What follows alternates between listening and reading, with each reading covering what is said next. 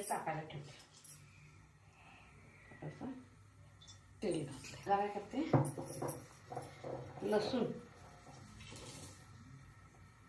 आणि लाल तिखट, शेंगाचं कूट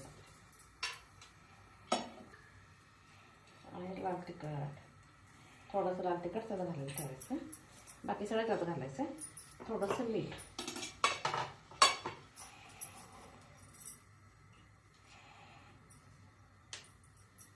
अगदी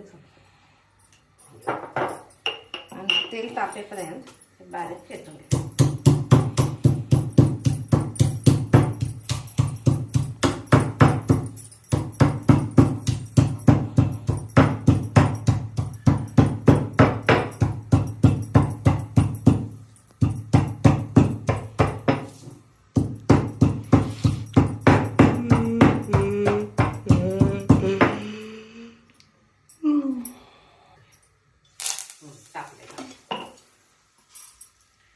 मोहरी,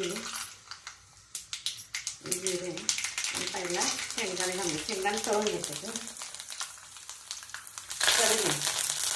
आणि गार्लिक राईस करायचं नाही, लसणाचा भात आहे त्यामुळं हे ओला पातीचा लसूण तो जरा घातला आणि अर्धा एक कांदा घातला अगदी थोडासा आणि हिंग आणि ह्याचं सगळं देण्यासाठी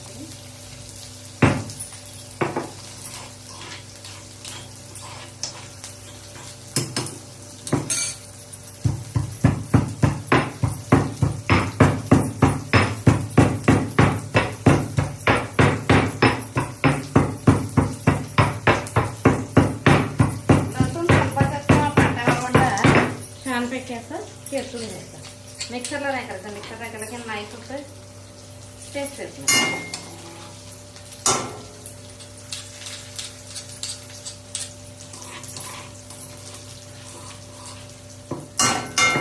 लसूण आरोग्यासाठी अतिशय चांगलं. आता काय करायचं, गॅस जरासा बारीक करायचं, हिंग पावडर घालायची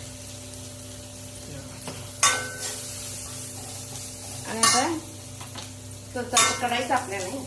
आता आलं मी ह्याच्यात घातलं नाही, डायरेक्ट ह्याच्यात घेतलं.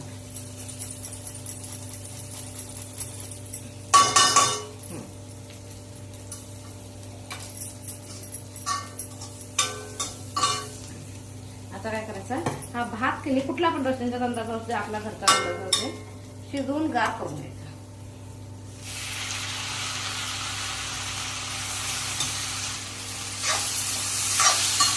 आता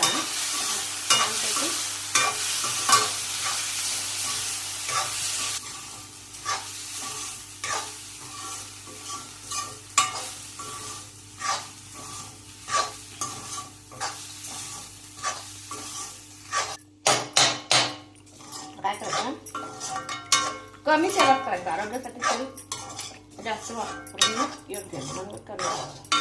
आता हे कॅशो घेते मी, कॅशो आपल्या आवडीनुसार, इंटरेस्ट असेल तर घालायचं, नाही घातलं तरी चालतंय, पण टेस्ट छान येईल मी घालते.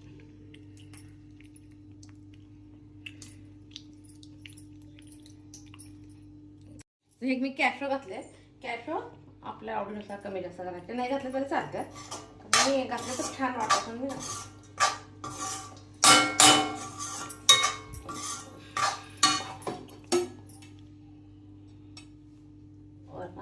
थोडीशी कोथिंबीर घालायची.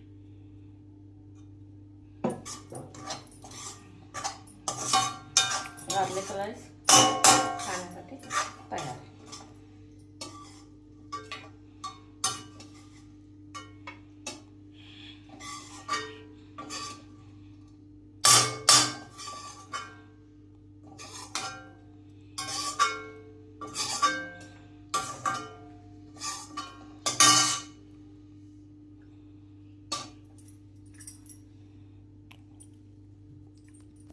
गार्लिक राईस खाण्यासाठी तयार झाले. माझी रेसिपी आवडली तर लाईक शेअर करा.